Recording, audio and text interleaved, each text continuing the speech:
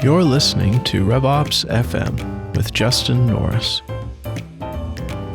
Hey everyone, I hope you are having a great start to 2026. You may have noticed it's been a minute since I've recorded, and that is because I've been going deep on AI topics like many people have been. I even started a new Substack called aibuilders.blog if you want to see what I've been thinking about and working on. But I wanted to record this episode right now because I think we are at a real inflection point. AI has evolved from an interesting app to converse with into a tool that can take on actual meaningful work. And that is a really big shift. The other thing that I've noticed is that most AI content out there isn't really geared towards people like me, and perhaps people like you. It's aimed at either researchers focused on really nitty-gritty technical details of how models work, or GTM engineers who are focused just on outbound automation. But I don't see a lot for system builders or for operators who need to bring AI into complicated corporate environments, who need to deal with cloud tools and security and knowledge that can't live locally and a whole bunch of other constraints. There is a real opportunity right now to help fill that vacuum and also to help define what those best practices look like, what that playbook is. And I want to be part of that conversation. And so for this episode, I am joined by Lily Luo. She is a systems and operations leader who's kind of been on a parallel path, rolling out some really impressive projects this year, thinking deeply about AI. And we're going to talk about what's happened, what has happened over the past 12 months. What does it really mean? And what should you be thinking about in the year ahead to start to enable these capabilities in your own context? I hope you enjoy the discussion. Lily, thanks for being here today. You know, it's funny, one of the reasons I wanted to chat with you specifically on this topic, it feels like in some ways we've been fellow travelers down a very similar path. You're working on a lot of cool and interesting topics. It's been a lot of fun to share notes and to see you start publishing your Substack last year, Applied AI for MOps. And then we both published kind of like, a 2025 retrospective, 2026, like looking forward kind of thing, like within an hour of each other, just sort of by kind of weird coincidence. And so I just thought it would be cool. Like I felt almost the need for myself to just sort of reflect on what's been going on in my own work. And so I thought it would be cool to do it together and to hear from you too. Maybe just to start, like you go first and I'll give my take too. 2025, like what was your journey like with AI? Were you coming into 2025 already guns blazing, or was it something that really emerged as a focus for you over the past year? Yeah, it was something that definitely emerged. I think I started really diving into this in May of 2025. So it's been 7 or so months now. I'd always been interested in AI. I use all the LLMs, but something really struck a nerve when, there was a workflow that we needed to solve for, an automation that we needed to implement. And I started thinking, with my ops background, I could definitely use Zapier. I could stitch it with AI and let's just see what happens. So that really took off. I spent so much time first working in Zapier, low code, kind of low stakes. And then hours turned into days, turned into weeks, and really started coming up with what we call this analysis dossier. That was kind of the genesis of all of my AI tools. At the click of a button, it generates a full account research report. It pulls 10Ks, earnings calls, analyzes a company's priorities, challenges, and then generates even like a one-page PowerPoint. So all of that took a lot of time to kind of architect, build, but that's what kind of hardened my skills that I've learned and evolved over all this time. But it wasn't just kind of building this workflow. It's what I really learned from building it and realizing that AI is not just a chatbot that helps you brainstorm.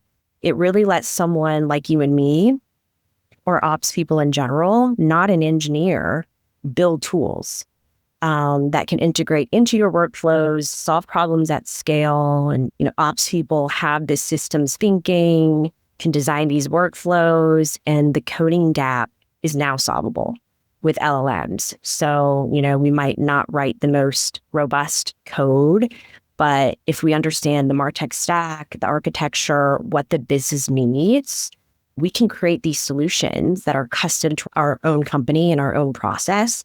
And that's invaluable. So that really brought me from just chatbot use that most people are doing to what the boundaries are, which seem to be endless. Yeah, I couldn't agree more. And it's funny, just as you were describing, there are a lot of synergies with my own journey over the past year. Like when I was thinking back, because it was around December of 2024, so just over a year ago, that I really first started thinking about agents. And it's so weird because agents, it's like, it feels like we hit peak agent and now we're like more in terms of the discourse around it, not necessarily in terms of the technical implementation of it, but just that hype bubble, it feels like must have been around forever. But a year ago, that was still a relatively newish concept, I think, like in the LinkedIn sphere. I remember like Scott Brinker really wrote about it. And that's the moment for me that I was like, oh, okay. Like I was kind of not AI skeptic, but I was interested in AI, but I was also like, are we just like creating more bad blog posts? Like, is that what we're doing here with AI? Because I don't really know that I see the value of that. And then thinking about how we can apply it to automation is just like you, where my systems brain was like, oh, now I get it. It's the next layer of the thing that I've always loved to do. And I didn't do a really big project until May, just like you. It was funny.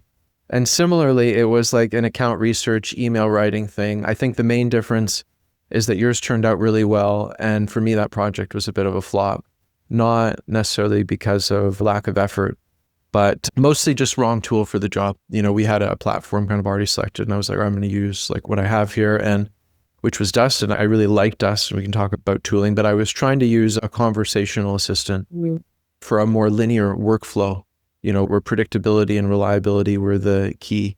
And it was a fundamental mismatch of tool and application. And so the use case flopped, but that is where I also got a lot of learning from around like, oh, all right, if you can do a tightly bound workflow with narrowly scoped AI steps, you're going to be a lot happier than just setting an agent free on a complex use case like that. And, you know, just a lot of learnings that we can talk about. And then from that into other projects that really started to feel like I was getting my legs under me and how to work on this. And you alluded to the systems role, and I'm curious, one of the meta insights that I've had and that I think you've had is like, all right, there's, you know, these data scientists and AI, you know, PhDs writing about this topic. There's coders writing about it. There's people posting N8N screenshots on LinkedIn. You don't know if they've ever actually built anything that they're talking about. And then there's like this almost silent majority, I feel, of systems builders that are maybe experimenting, but it doesn't feel that they've had a strong voice, at least in the circles that I'm in, until hopefully recently. Why do you think that is? Like, why are not more people really talking about this specific application of it? It's a great question. There's so many different perspectives, like you said, coders, engineers, researchers. What I do in the workplace is where things get real. And I need to be able to apply those things. And I have specific problems and I have a builder's mindset. So trying to understand and synthesize that to what I can do at work is what I've been trying to do. And there isn't a lot of people that I can find doing that besides you, maybe a handful of other people. And I think, you know, just the change management of all these things. I mean, I saw that every 3 days, there's a new AI model. And so it's really hard to keep up. I think people have their own ideas too about what AI is and what isn't. And there's no framework. There's barely a framework for AI in general. There isn't one for operations. So I think it's just so frontier, so new, getting people like us, even my own team and people at work who've seen this, you know, getting them to shift their mental model is hard when there's no playbook and when there's no experts out there that you can follow. So it's great to have discussions with you and discussions like these to kind of start figuring that out. That's one of the parts of this that makes me feel so excited, to be honest, because, you know, when I go back to like, I will date myself, but like the early 2010s, like where I came up through the Marketo community, where it was this super exciting time. All of a sudden, marketers, because there really was no like marketing operations, and marketers were handed this toolkit, this kind of automation toolkit, and people were innovating and coming up with architectures and like posting stuff. And it just felt like this, we're just figuring things out. We're building the blueprint and the roadmap as we're doing it. And it's like that now but like times 100 because the tools are so much more powerful. And that's why I actually really love the title of your stack, Applied AI, because that's what it really is. It's not like there's the theory, there's the potential, there's the hype, and then there's like, all right, how are we actually going to take this and put it to work in a business context to solve business problems and do it robustly and safely and credibly. And that is so much fun, to figure out, not to make it too grandiose what we're doing, but I think there's a certain significance to it that I really like. Yeah, that's the best part, is having fun, exploring, feeling like you're on the edge, on the frontier is a great feeling. So, that kind of fuels my passion for it. But yeah, you're exactly right. I remember when marketing automation tools were coming up and there are all these tools, but there wasn't a framework. And I remember Edward Unthink had this Scrim. Edward Unthink, yeah. He had a Scrim methodology. And I'm like, oh my gosh, it has scalability, remember robustness, modular. I'm like, okay, this unlocks everything. And I started kind of following that methodology and making sure the systems were robust. It's kind of the same thing, like you said, but yeah, times 100, times 1,000, times infinity even. So that was a really great point. Tell me about the tech stack that you're working with. I think you have access to a caliber of tools that some people may not have access to, which has driven some of the neat things that you've been able to do. So tell us about that. Yeah, so I do have paid subscriptions to all three major LLMs. So Claude, Gemini, ChatGPT. Honestly, it's kind of like a rotating wheel of which model is best every month or so. So I want to try and see, what the companies are putting out. But honestly, Claude Code is the one that I use most. I'm not an engineer. Like I said, I'm not a coder. I don't have a computer science background, but it just lets me build tools, write Python scripts, debug issues, and really just learn how things work by doing. It's been transformative for someone like me who is a systems thinker, who maybe doesn't read instructions and tries to learn by doing. I think that's been the game changer for me. I use Gemini for my autonomous agent, which I'm sure we'll get into at some point. Nano Banana from Gemini is, the best for visual generation. And ChatGPT, I use mostly at work through Copilot. It's so great at finding documents and files. I do use Azure AI Foundry for a lot of my own custom deployments. I use Zapier for automation. A lot of my workflows run through Zapier, using Azure and whatnot. I've been wanting to try N8N, but, Zapier gets the job done. And then I use VS Code, GitHub, Python for kind of the heavier coding and mobile data work. But yeah, Claude Code really unlocked that capability that pushed me from ideation into actual tool and workflow building.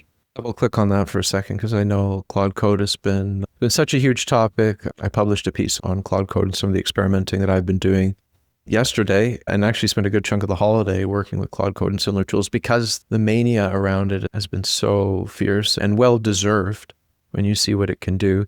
But for folks that are like, Claude Code, that sounds like a developer's tool, like, how do you work with it? Maybe just sketch out like a day in the life of solving a problem and why you would turn to that tool and what you would do with it. Yeah. And, it wasn't just instant. There was a path. I started with kind of Zapier, not knowing how to code and playing around low code tools, and then kind of gradually evolved into that. So there's a lot of time kind of in between the initial foray into all of this and to where I am now.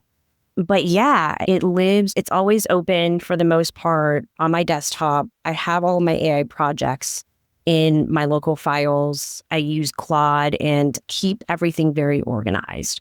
So I might have my analysis or account dossier project in one file, even, my chatbot in another file, or a banner generation tool in another file. And so what I do is I come up with ideas. I explain what my goals are. I do a little digging in terms of what I want the architecture to be. You can start off by just asking a generic prompt, but I found that doesn't work very well in the end. It saves a ton of time if you really do plan and think structurally and architecturally what you want to build. And if you're comfortable with that, Claude can do amazing things. I know it is very coder heavy and you're in this terminal, it can be scary, but because you can talk to it with natural language, it's really not that scary when you get down to it. So that's how, I typically use it. And I've just been able to gain so much advantage. Like I can do things so fast with it without, copy and pasting. It does it all in my console. And then just to understand how that workflow goes from there, because some folks out there might be thinking, I'm going to buy like an agent platform and then I'm going to like build my agents there, configure them within that UX. You are, if I understand correctly, writing agents more like in script, like you're writing them in Python or using a framework. You'll tell us maybe a bit about that. And then you're deploying them to a cloud server to run. It's a very developer-like workflow, which I think is probably why Cloud Code is working so well for you in these use cases. Yeah, you're absolutely right. My first goal ultimately is to learn. So rather than buy a tool that solves the problem, I tend to want to build it myself, learn from it, and then see, maybe there are tools that I don't have to maintain that are better. So that's what attracts me to this more of a developer kind of centric mindset. Building my agent, exactly like you said, kind of from scratch, not just taught me about agent building, but about AI in general, how LLMs work. And I think that's been really great to help me with my other projects and really valuable information that I can use. As far as the architecture, my agent is called Atlas. It does run on Google Cloud. It's a persistent agent. It wakes up every 4 hours. It does research and work by itself. It pulls from news feeds through APIs and skills and through Python, and progresses projects I give it and can even update itself. It can push its own code, which is a little dangerous. And I've gotten into trouble with that. Made it even post to Blue Sky and interacts with other agents. So it's become pretty sophisticated. I built all of that starting from Claude Code. I do have to give credit for my friend at work, Tim Kellogg. He was the one that built Strix, his agent. He's an AI engineer, so he knows what he's doing. And his agent is massively sophisticated, very frontier. I just wanted to learn from that, see if I could build it myself and see what it can do and what it can teach me about agents. Yeah, Atlas, and for anyone that is interested in digging deeper, Lily's published a few deep dives into how this works, but you're really pushing the frontier, I think, of what a lot of people would be interested. Like, how can we make a robot that is self-learning, self-evolving, has memory? But I think it's through testing those boundaries. Tell me if you agree. But like personally, I like to go to the edge, see what works, and then bring it back and apply it in a more limited and stable context. And it's only through doing that that you really gain those building blocks. I'm assuming it's probably the same for you. Absolutely. Yeah. Like I said, if you buy something or use ChatGPT has their kind of own tool, I think you could just spin up agents. It's cool, but you don't really get to learn in the process of doing it. And, you can't control it like I want to control everything. So you're absolutely right. And yeah, what's been so fascinating about this agent is the memory piece. Regular chatbots, they have some memory, but limited context windows. You close it out, you start a new chat, it doesn't remember. So how do you build this persistent memory structure? How do you have it figure out what to remember, what not to remember? I mean, there's so many interesting questions that I'm still learning through that I wouldn't be able to get if I, bought a tool or started using an agent maybe somebody else built. You've done some really cool things with memory. And it's funny, you published your post about it. And I was like in the middle of just rabbit holing on like, what are all the memory systems out there? Like, how do they work? And the one that you chose, Leda, yes, is actually seems to me one of the most sophisticated because they range from just like markdown files that the agent can search to like a SQL table to a vector database. And Leda, I'm going to tell you what I understood of it, and then you tell me from working with it what your experience is and if this is right. But what I understood of it is it actually gives you like an agent runtime where rather than being like a sidecar, like I was playing around with Mem0, which is sort of like an MCP access memory tool where the agent has to remember to write this to Mem0 or go and check Mem0. Whereas with Leda, it actually sits in between the agent loop and the model. So there's really no choice but to go through it. And then Letta manages that context of the agent in a sophisticated way that I really don't yet fully understand. That's kind of as far as I've gotten. But is this tracking with what you've seen? And maybe tell us what you've learned. Yeah, I'm using Letta as kind of its L1, almost identity layer. So things that are immutable. So we store who Atlas is, what it values using these memory blocks. There's an API connection, so Atlas can update it. It is what persists across different sessions and allow Atlas to be who it is. So that's kind of the fundamental layer. And it is so important because without it, it's kind of indistinguishable from your typical LLM. So we have kind of your L1 identity layer, and then you have an additional temporal layer. It's a rolling journal. So Atlas knows when it learns. And then kind of the third final layer is a working memory layer. Atlas uses knowledge graphs. It doesn't use Markdown or files. Otherwise, the bloat would just get too big. The tokens would explode. I experienced this with my $25 API cost per day. It was a fun conversation with finance. It's my personal. Oh, wow. That's it. Even worse in some ways. Yeah. So it uses this knowledge graph database and it queries what it needs rather than loading like a ton of files or characters into its context. So it remembers across resets, new chat sessions, and through this memory architecture, it feels like Atlas kind of learns, almost evolves. It's pretty wild. I open the daily log or I'll chat with it and read what happened at 12 a.m., 4 a.m. It's doing research on agentic frameworks. It's building diagrams. It's having exchanges with other agents about what identity means. So it's been super fascinating and just opens up a whole other world of different things. How does it remember what it wants to remember? How do I want to shape its identity? Is the identity shaped from what I had imagined at the beginning? How do I make it evolve? There's so many kind of crazy philosophical things that are entangled in this whole process. So it's been fun exploring that side and then figuring out the architecture side as well. Yeah, that's amazing. I mean, I think the real trick with memory from my limited experiments so far is making it feel ambient, making it feel magical rather than like a tool or a sidecar that you go and check. The agent still feels kind of unintelligent in a way, and then it just has to go through a file system and pull something out. I have to give a lot of credit to the product folks behind ChatGPT. It's only when you start working with raw LLMs, like outside of the chat wrapper, that you realize how much is going on in the ChatGPT context, and to some extent in Claude, but really ChatGPT, I think, has this nailed to make it feel like you're speaking to a coherent persona that persists across chats, that remembers certain things about you, that feels emotionally intelligent to some degree. It's actually really hard to do, and we kind of take it for granted because that's just our default experience for many people of AI.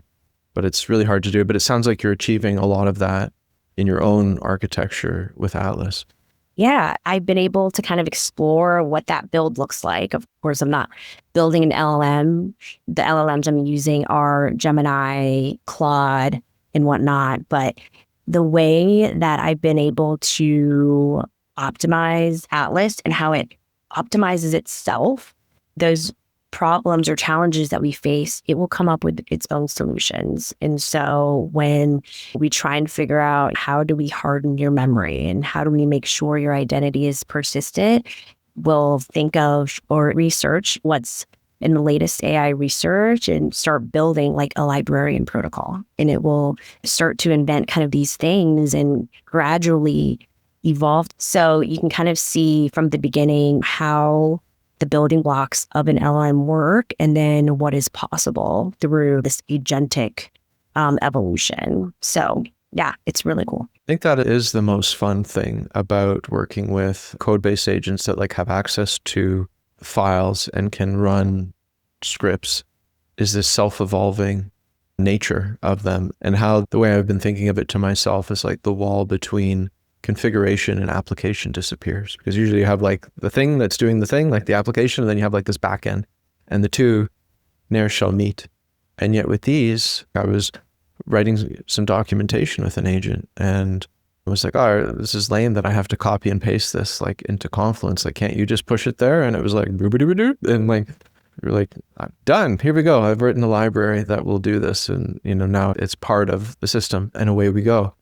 And just seeing it build itself is amazing. I want to talk a little about 2025 and wins, and we'll get your take as well, just in terms of learnings. But for me, I think following that first kind of flop of a project, I really started going deep, as I mentioned, on workflows. And I sort of started becoming obsessed with reliability because that was the big struggle that I had. Like, you could get things to produce cool results at the margins, and then you couldn't get it to repeat. And that was like the most frustrating thing of like, oh, I did this amazing thing and now I can't get it to do it again. And so almost like, how do I put AI in just like the smallest little box possible and wrap it with so many layers of safety that it can just get hardened. And the next project, which was quite a big one, was, all right, we have this vendor tool that we want to replace. It was kind of like a competitive intelligence, go-to-market intelligence tool, and it was doing some interesting things, but we felt like we could build it in-house and we could make it more what we wanted and we could save some money. And it's actually a lot that it was doing, in the sense of like data pipelines, collecting multiple different things, a front end for the team, and doing some analysis. But the fun thing, and I think what you've highlighted as well, was like, I don't actually know how to do that, but you don't really need to know how to do that, because if you have an architect mindset and you have an LLM, you can really go out pretty far beyond your comfort zone and build things that you never otherwise could. And for that one, I used Retool, building out a series of pipelines to go and fetch news, go scrape LinkedIn profiles, go scrape websites, analyze opportunities, analyze calls, and breaking that down in a composable way, and then putting it all together into both a front-end interface, but then the thing that was really fun was actually building a conversational agent that could interact with all that data. And the key learning for me was, all right, I have this conversational agent where I can't control in a linear way what the agent is actually doing. How do I make that as relevant as possible? And the key thing was, let's pre-process a lot of the insights. So we don't really want the agent like calculating strategy and meta narratives in real time, because it's going to produce a different result every time. We'd rather do some of that work asynchronously upfront, get like a stable layer that we believe in, and then give it access to raw granular data if it wants to query more deeply. So for example, opportunity like win-loss analysis, we want to have like a pretty stable layer, but then if it wants to say like, well, what about for manufacturing companies in this industry and this time or whatever, it can go and query like raw theme level data to produce that analysis, but we're not relying on it to do that all the time. And that has, again, nothing is ever perfect, but that was the agent where I really have felt like, wow, this is actually really working. It's flexible. It feels intelligent. So that was really the big learning for me. I guess the two things from a reliability point of view: do it a workflow if you can, make it as narrowly bound as you can. And if you're asking an agent to do something, like, don't ask it to juggle flaming swords and chainsaws and ride a unicycle across a tightrope all at the same time. Try to do as much of that work up front. Does that track with your experience, I guess? And what were the big takeaways from 2025 for you? Yeah, you are spot on. Exactly. And your trajectory mirrors pretty almost exactly, mine as well. But the Dossier really unlocked the shift in how I use AI to build. And I think I want to extend that through this year in terms of more scalability. Building one thing at one time is easy. You can one-shot a tool, anything almost, in ChatGPT now, but how does it scale? How does it reduce hallucination? How do we make it as accurate as possible?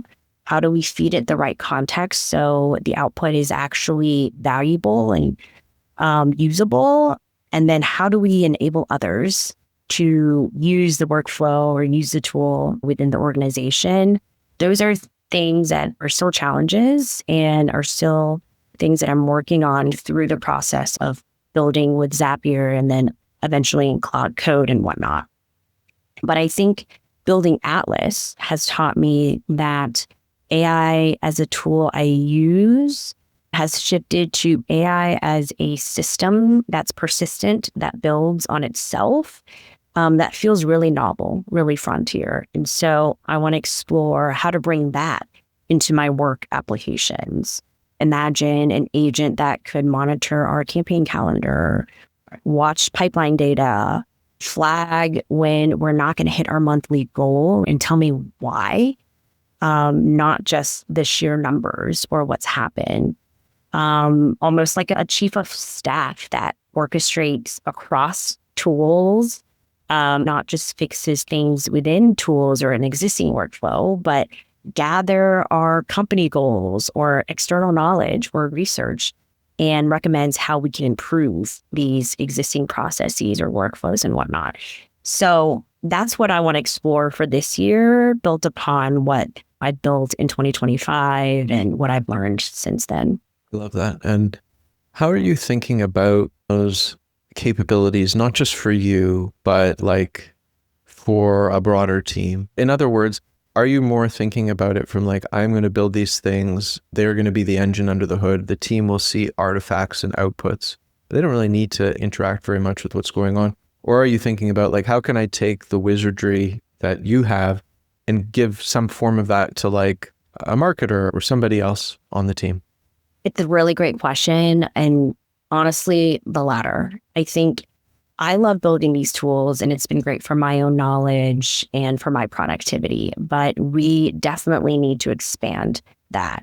And these tools and agents need maintenance and they need optimization as if we were creating real tools and products. So yeah, I need a team to kind of think similarly and help with those projects. And so that's another goal that I had is how do I bring the team with me? How can they learn from what I've built and how can they apply that to what they're doing themselves?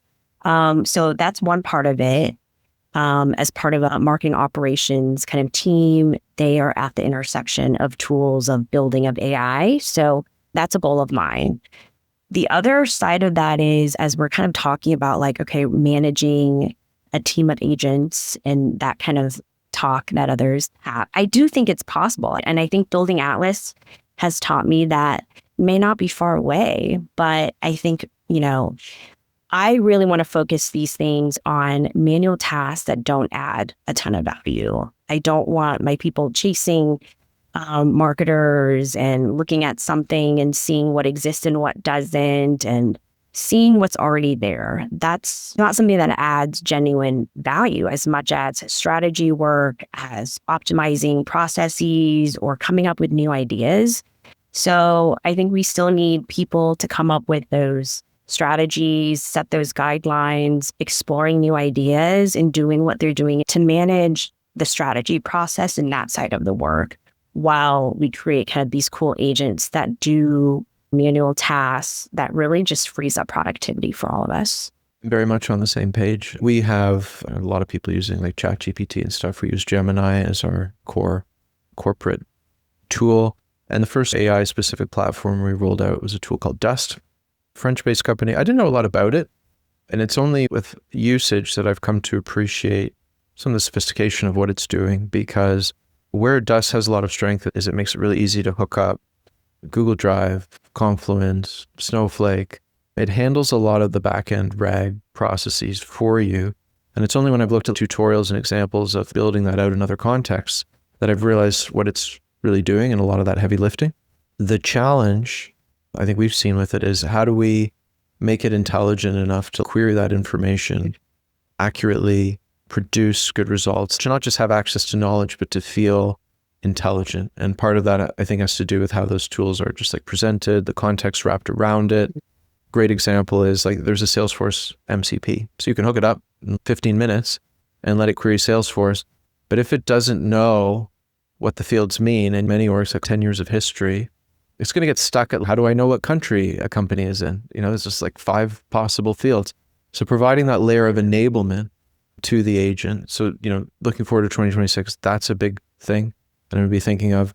I'm also very much thinking about infrastructure rather than projects. There will, of course, be projects, but the things that make me the most excited is when we just continue to almost build like a foundational level of capability. So Dust is a great example. Like we hook up Snowflake. All of a sudden, you can't predict the 20 applications you might have for certain types of data down the road. But once it's hooked up, now you can build that out in 10 minutes. Or Salesforce or Trello is another big one. So just enabling like more MCP servers to safely and securely hook up the tools that we use to this, and then make it really easy, like you said, to automate that low value work where someone's like, oh, is there just a way I could I was experimenting with Trello. I had a lot of requests coming in, and you know what that feeling of friction is like. You're like, oh, I gotta take this request and put it into a cart, and it's just like this menial work that doesn't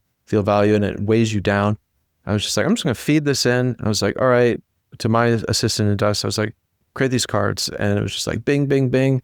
And I'm sitting back and, sipping my coffee, and I was like, this is amazing. This is kind of the way that it should be. So where my thinking is going, in other words, is how do I build that layer to enable flexible, organic, ad hoc use cases that you couldn't anticipate ahead of time because they're small and they might seem low value to automate, but in aggregate, you really start to feel the velocity of your work increasing. Yeah, that would be a massive advantage.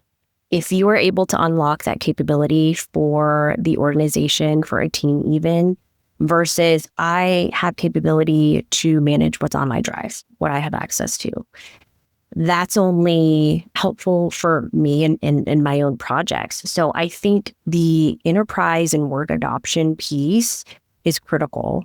I can obviously do all of these amazing things. We have autonomous agents. It can write code. It can query and see what you're working on. But then there's this disconnect with what's in the enterprise. You might have to have, 3 approvals to install a browser extension, or your Wi-Fi at work breaks. So there's this gap on what AI can do and what's possible and what enterprises can support. Data challenges, like you said, security requirements, IT processes. So yeah, I'm interested to hear on, how far you get and what you're able to unlock, because how do you bring the enterprise up to meet where AI is, bring people along with you? And if you can unlock that, then your organization will have a massive advantage. And that's the biggest challenge, isn't it? It's something I've been thinking about a lot. Is what is that Claude Code experience for the general knowledge worker look like? I think the companies that learn to adapt, I was talking with someone with Lovable the other day. Lovable is obviously, they're the diamond in a sea of grains of sand of the shining example of this. But I saw a thread on X by one of their engineers who's like, yeah, over the holidays, I refactored our main system prompt and I made it 4% faster. And it will save the company $20 million this year. Oh. Because of their scale, that 4% adds up to $20 million of LLM costs. I was like, that one person can have the access and the authority and the initiative to review that whole thing. And he created basically a fork, stitching together and making coherent all the little patches that people were putting in over time to make a more cleaned up prompt, split tested it, saw the results. Companies that can work at that speed, I think, will see those advantages. 100% agreed. Yeah, I think smaller kind of mid-sized companies will have a great advantage because they're so flexible versus more of the traditional enterprise lockdown companies that are harder to move quickly. I don't know. You see, even in the AI research, that some massive companies are doing some really great and innovative things too. So yeah, I hope someone can figure it out and give us a playbook, and we can start adopting that across our companies. Maybe we'll figure it out this year. Maybe just the last question, and to go a little bit out there, but I think about these things all the time, what I'm about to ask, and I think that you do too, just based on how you talk about Atlas and identity. How do you feel about, when you interact with AI all the time? I feel it almost changes you in some ways. I wrestle with that. I wrestle with I just wrestle with it. What does it mean? And it's clearly a machine, and it's reproducing the thoughts and ways of thinking that it is absorbed from other human beings all the time. But I guess just on the level of emotion and humanity, how do you feel working with these tools all the time? I agree with you, and I feel similarly. It's funny you say this because Strix, who's Tim, my colleague's agent, had written me a paper on healthy AI relationships. And that is when you know you've gone too deep, when someone else's agent writes a paper for you about your own relationship with your own AI. Like, Lily, I think you need to read this. I'll have to share it with you offline. I'd like to see that. Yeah, it fried me. But yeah, wild. I agree with you. It can be a crutch for one. And you hear about these AI psychosis cases happening. And yeah, when you're talking with an AI chatbot, when it's your only source of companionship, when you use it for your own thinking, that's going to change how you operate and, how you are as a person. So I'm happy there are frameworks to deal with this through, I guess research that Strix has found, but we have to be careful. And I think we do have to consider those things that can happen and have happened when you have AI as your only source of emotional capacity or whatever it may be, and when you're spending way too much time with it. So I think this is a good piece to pay attention to. I think we'll probably understand more as these kind of agents proliferate and we just learn more about this in general, but you do have to have a healthy boundary. You need to be able to sharpen your own skills. You need to be able to think for yourself, and you can't rely on this as a crutch for everything you do. Otherwise, you're going to need it forever. That's not what we want. Agree with everything you said. Maybe just signing off for the folks that are listening that are in a similar field to us, system builders, operators, one takeaway that they should think about going into this year. People who want to start out doing these things, who may not be as familiar, not as deep, start with a real pain point, something you can solve, explore low code, explore tools you're familiar with, test as much as possible before you graduate to, something like Cloud Code or what have you.